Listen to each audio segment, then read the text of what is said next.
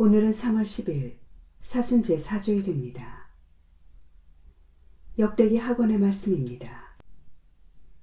그 무렵 모든 지도사제와 백성이 이방인들의 온갖 역겨운 짓을 따라 주님을 크게 배신하고 주님께서 친히 예루살렘에서 성별하신 주님의 집을 부정하게 만들었다. 주 그들 조상의 하느님께서는 당신 백성과 당신의 처소를 불쌍히 여기셨으므로 당신의 사자들을 줄곧 그들에게 보내셨다. 그러나 그들은 하느님의 사자들을 조롱하고 그분의 말씀을 무시하였으며 그분의 예언자들을 비웃었다. 그러다가 마침내 주님의 진노가 당신 백성을 향하여 타올라 구제할 길이 없게 되었다. 그들은 하느님의 집을 불태우고 예루살렘의 성벽을 허물었으며 궁들을 모두 불에 태우고 값진 기물을 모조리 파괴하였다. 그리고 칼케아 임금은 칼을 피하여 살아남은 자들을 바빌론으로 유배시켜 그와 그 자손들의 종이 되게 하였는데 이는 페르시아 제국이 통치할 때까지 계속되었다. 그리하여 주님께서 예레미야의 입을 통하여 하신 말씀이 이루어졌다. 이 땅은 밀린 안식년을 다 갚을 때까지 줄곧 황폐해진 채 안식년을 지내며 이른 해를 채울 것이다. 페르시아 임금 키루스 제1년이었다. 주님께서는 예레미야의 입을 통하여 하신 말씀을 이루시려고 페르시아 임금 키루스의 마음을 움직이셨다. 그리하여 키루스는 온 나라에 어명을 내리고 직서도 반포하였다. 페르시아 임금 키루스는 이렇게 선포한다. 주 하늘의 하느님께서 세상의 모든 나라를 나에게 주셨다. 그리고 유다의 예루살렘에 당신을 위한 집을 지을 임무를 나에게 맡기셨다. 나는 너희 가운데 그분 백성에 속한 이들에게는 누구나 주 그들의 하느님께서 함께 하시기를 빈다. 그들을 올라가게 하여라. 주님의 말씀입니다. 하느님 감사합니다.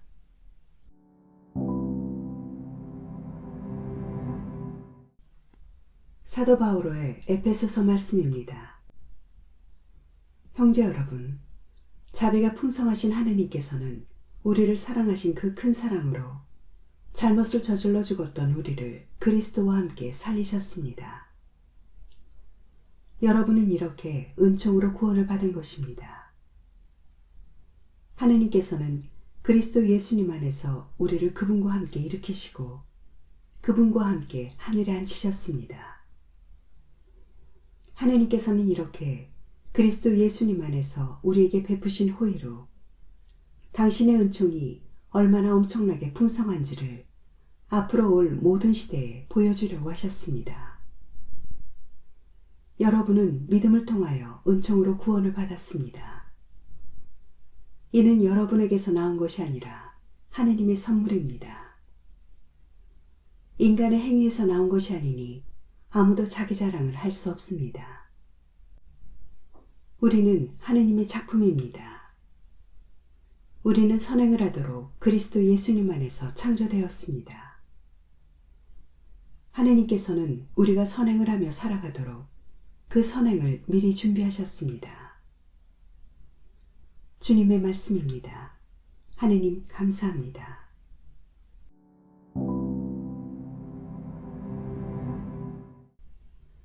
요한이 전한 거룩한 복음입니다. 그때에 예수님께서 니코데모에게 말씀하셨다. 모세가 광야에서 뱀을 들어올린 것처럼 사람의 아들도 들어올려져야 한다. 믿는 사람은 누구나 사람의 아들 안에서 영원한 생명을 얻게 하려는 것이다. 하느님께서는 세상을 너무나 사랑하신 나머지 외아들을 내주시어 그를 믿는 사람은 누구나 멸망하지 않고 영원한 생명을 얻게 하셨다. 하느님께서 아들을 세상에 보내신 것은 세상을 심판하시려는 것이 아니라 세상의 아들을 통하여 구원을 받게 하시려는 것이다. 아들을 믿는 사람은 심판을 받지 않는다. 그러나 믿지 않는 자는 이미 심판을 받았다. 하느님의 외아들의 이름을 믿지 않았기 때문이다. 그 심판은 이러하다. 빛이 이 세상에 왔지만 사람들은 빛보다 어둠을 더 사랑하였다. 그들이 하는 일이 악하였기 때문이다. 악을 저지르는 자는 누구나 빛을 미워하고 빛으로 나아가지 않는다. 자기가 한 일이 드러나지 않게 하려는 것이다. 그러나 진리를 실천하는 이는 빛으로 나아간다. 자기가 한 일이 하느님 안에서 이루어졌음을 드러내려는 것이다. 주님의 말씀입니다. 그리스도님 찬미합니다.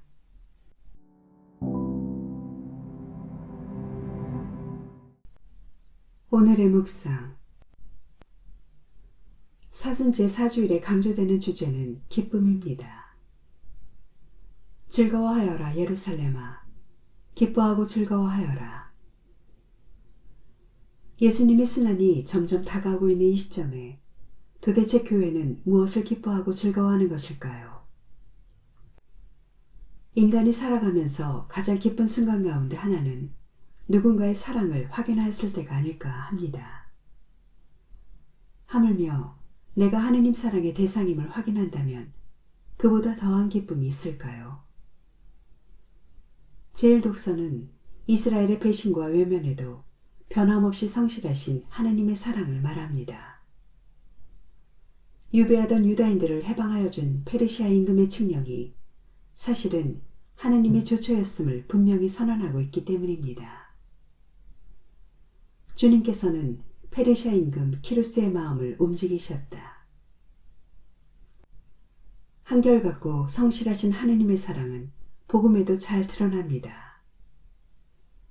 광야에서 생활하며 되풀이하던 이스라엘의 반역 때문에 하느님께서는 뱀을 보내시지만 결국 이스라엘을 다시 살리시려고 구리뱀을 들어올리십니다. 모세가 광야에서 뱀을 들어올린 것처럼 사람의 아들도 들어올려져야 한다. 여기에서 관심을 끄는 내용은 해야 한다라는 표현입니다. 누군가를 대신하여 배상하거나 속죄하는 것은 사랑할 때 나오는 행위입니다. 사랑하니까 그를 대신해서라도 배상하지 않을 수 없게 되는 것입니다. 예수님께서 십자가에 들어 올려지셔야 한다라는 표현은 사랑하기 때문에 생겨난 주님의 희생을 의미하고 그렇게 십자가는 사랑이 완성되는 자리가 됩니다. 요한복음서에 나오는 누구든지 위로부터 태어나지 않으면 하느님의 나라를 볼 수 없다라는 말씀은 바로 이런 맥락에서 이해할 수 있습니다. 십자가 위에 달리신 분을 올려다보며 그 사랑을 기억하고 그렇게 날마다 위로부터 그 사랑으로 새롭게 태어나는 것, 그것만이 우리를 살게 하는 참다운 삶의 기쁨입니다. 아멘.